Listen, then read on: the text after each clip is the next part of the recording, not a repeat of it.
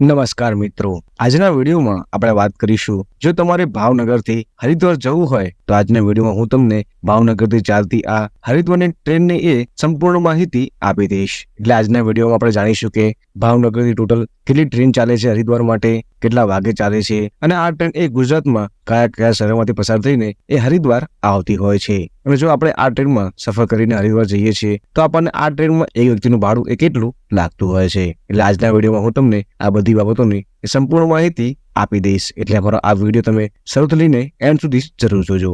અને વિડીયો પૂરો જોયા પછી જો તમારે કંઈક પ્રશ્ન હોય નીચે મને કોમેન્ટમાં પૂછી શકો છો, હું એનો આન્સર તમને જરૂરથી આપીશ. અને વિડીયો શરૂ કરતા પહેલા જો તમે હજી સુધી અમારા આ વિડીયોને એક લાઈક નથી કર્યું તો વિડીયોને એક લાઈક કરીને નીચેથી ચેનલને સબસ્ક્રાઇબ કરી નાખજો, જેથી અમારા બધા નવા વિડીયો એ તમને પહેલા જોવા મળે. અને હું છું તમારી સાથે અમિત ગુજરાતી. અને આજે વાત કરીએ આપણે ભાવનગરથી ચાલતી હરિદ્વાર માટે એવી ટ્રેનની. અને જો તમારે પણ ભાવનગર જેવા શહેરથી હરિદ્વાર જવું હોય તો આ ટ્રેન તમે પસંદ કરી શકો છો, કેમ કે આ ટ્રેન એ ડાયરેક્ટ ભાવનગરથી ચાલતી હોવાથી ડાયરેક્ટ ભાવનગરથી જ હરિદ્વાર આવી શકશો.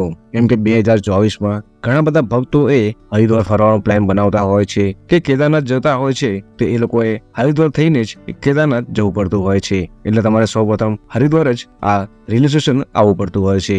એટલે તમે ડાયરેક્ટ આ ટ્રેનમાં સફર કરીને હરિદ્વાર આવી શકશો. અને વાત કરું આ ટ્રેનના નામની તો આ ટ્રેનનું નામ એ ભાવનગર હરિદ્વાર એક્સપ્રેસ રહેતું હોય છે.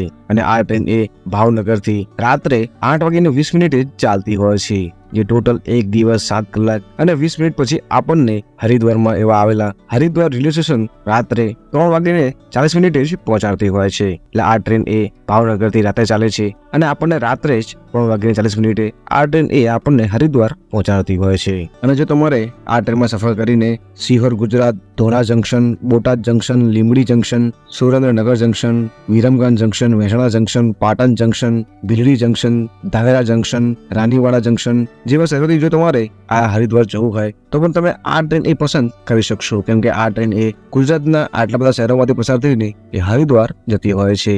અને આ ટ્રેન એ ઘણા બધા એવા નાના નાના શહેરોને પણ આવરી લે છે, જેના કારણે તમે આ બધા શહેરોથી પણ એ આરામથી હરિદ્વાર આવી શકશો.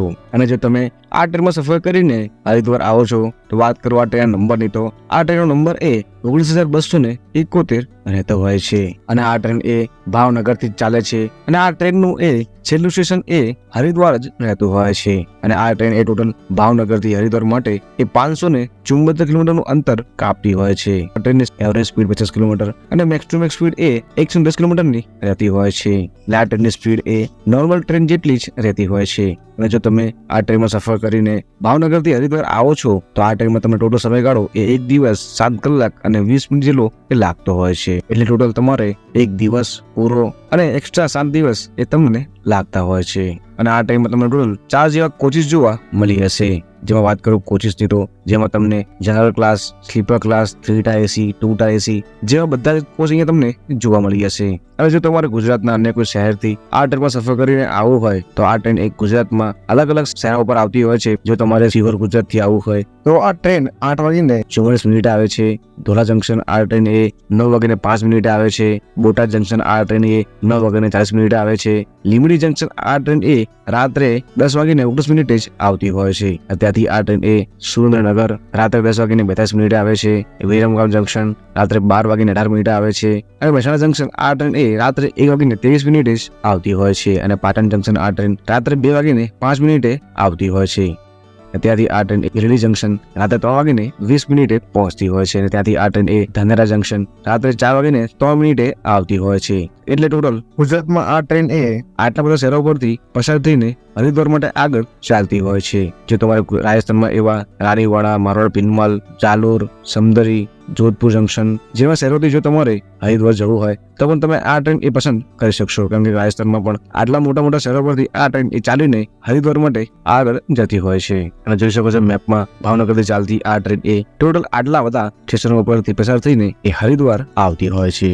અને આ ટ્રેન એ ગુજરાતમાં ટોટલ 11 જેટલા સ્ટેશનો ઉપર આ ટ્રેન એ ઊભી રહેતી હોય છે. અને વાત કરો આ ટ્રેનમાં કોચિસના પોઝિશનની તો આ ટ્રેનમાં તમને શરૂઆતમાં એટલે કે એન્જિનના તરત પછી 2 જનરલ કોચ જોવા મળી હશે, 9 જેવા સ્લીપર ક્લાસ જોવા મળી હશે, 3 3 જેવા 3 AC જોવા મળી જશે અને એક અહીંયા એ 2 AC તમને જોવા મળતું હોય છે અને ટ્રેનમાં એન્ડમાં તમને અહીંયા બીજો એક જનરલ ક્લાસ જોવા મળતો હોય છે. એટલે ટોટલ આ 4 કોચ પછી તમને જે બી કોચ અનુકૂળ લાગે એમાં તમે સફર કરીને આરામથી હરિદ્વાર આવી શકશો. અને જો તમારે ભાવનગરથી આ ટ્રેનમાં હરિદ્વાર આવવું હોય તો એની ટિકિટ તમે 2 મહિના પહેલા કે 2.5 મહિના પહેલા કરાવવાનું ના ભૂલતા, કેમ કે એન્ડ ટાઈમ ઉપર આ ટ્રેનમાં એ ટિકિટ નથી મળતી. એટલે બને એટલું પહેલા આ ટ્રેનમાં ટિકિટ કરાવી નાખજો, કેમ કે એન્ડ ટાઈમ ઉપર આ ટ્રેનમાં ટિકિટ એ ઓલમોસ્ટ ફૂલ થઈ જતી હોય છે. એના પછી તમારે તત્કાલમાં કે જનરલ ક્લાસમાં ટિકિટ એક લેવી પડતી હોય છે. અને જો તમે આ ટ્રેનમાં સફર કરીને ભાવનગરથી હરિદ્વાર આવો છો તો વાત કરો આ ટ્રેનમાં ભાડા લઈ તો આ ટ્રેનમાં તમને સ્લીપર ક્લાસનું ભાડું એક વ્યક્તિનું 640 રૂપિયા લાગે છે, 3 ACમાં 1705 રૂપિયા લાગે છે અને 2 ACનું ભાડું અહીંયા 2470 રૂપિયા જ રહેતું હોય છે. અને તમને આ 3 કોચમાંથી જે બી કોચ અનુકૂળ લાગે એમાં તમે સફર કરીને આરામથી હરિદ્વાર પણ આવી શકશો. અને જો તમે આ ટ્રેનમાં સફર કરીને હરિદ્વાર આવવું હોય તો આ ટ્રેન અહીંયા તમને ખાલી અઠવાડિયામાં એક જ દિવસ ચાલતી જોવા મળે છે, એ પણ સોમવારે. તમે સોમવારે જો ભાવનગર જેવા શહેરથી હરિદ્વાર આવવા માંગતા હો તમે આ ટ્રેન એ પસંદ કરી શકો છો, કારણ કે ભાવનગરથી આ ટ્રેન એ તમને ડાયરેક્ટ હરિદ્વાર પહોંચાડતી હોય છે. અને જો તમારે સોમવાર સિવાય ભાવનગરથી હરિદ્વાર જવું હોય તો તમારે ભાવનગર નજીક એવા સૌથી મોટા રેલવે સ્ટેશન આવવું પડશે, જેમાં રહે છે રાજકોટ અને બીજું છે અમદાવાદ, કેમ કે આ બંને શહેરોથી તમને એ હરિદ્વારની ટ્રેન એ રોજ ચાલતી જોવા મળતી હોય છે. અને રાજકોટથી તમને અમુક દિવસે ચાલતી ટ્રેન જોવા મળશે, પરંતુ તમને અમદાવાદથી એક ટ્રેન એવી છે જે તમને ડાયરેક્ટ હરિદ્વાર પહોંચાડતી હોય છે અને એ ટ્રેનનું નામ છે યોગા એક્સપ્રેસ. જે તમને ભાવનગરથી સોમવાર સિવાય કોઈ અન્ય દિવસે હરિદ્વાર જવું હોય તો તમે અમદાવાદ આવી જાઓ અને અમદાવાદથી તમે આ યોગા એક્સપ્રેસ ટ્રેનમાં સફર કરીને આરામથી હરિદ્વાર આવી શકશો. અને તમે આ ટ્રેનની ટિકિટ એ ઓનલાઈન પણ બુક કરી શકો છો, જેમાં તમે એક્સીગો, IRCTC, રેડ બસ જેવી એપ્લિકેશનના માધ્યમથી તમે ઓનલાઈન પણ બુકિંગ કરી શકો છો. કેમ કે દર વર્ષે ભારે ભક્તો એ કેદારનાથ જવા માટે આ ટ્રેનોમાં સફર કરીને સૌપ્રથમ હરિદ્વાર કે ઋષિકેશ આવતા હોય છે અને હરિદ્વારથી તમને પ્રાઇવેટ બસ અને ગવર્મેન્ટ બસ બંને બસ મળતી હોય છે, જેમાં તમારે સફર કરીને એ કેદારનાથ જવાનું રહેતું હોય છે. એટલે તમે આ ટ્રેનમાં આરામથી સફર કરીને એ હરિદ્વાર તો આવી શકો છો અને હરિદ્વારથી તમે આગળ બાય બસ કે ટેક્સીનો સફર કરીને કેદારનાથ પણ જઈ શકો છો. અને અમારો આ વિડીયો તમને કેવો લાગ્યો છે એ નીચે કોમેન્ટ બોક્સમાં કહેવાનું એ ના ભૂલતા. અને અમારો આ વિડીયો એ તમારા એ મિત્રને શેર કરી દો જેની જોડે તમે આ હરિદ્વાર જવાનો પ્લાન બનાવી રહ્યા છો. મળીએ જ આવા નવા વિડીયોમાં. હર હર મહાદેવ.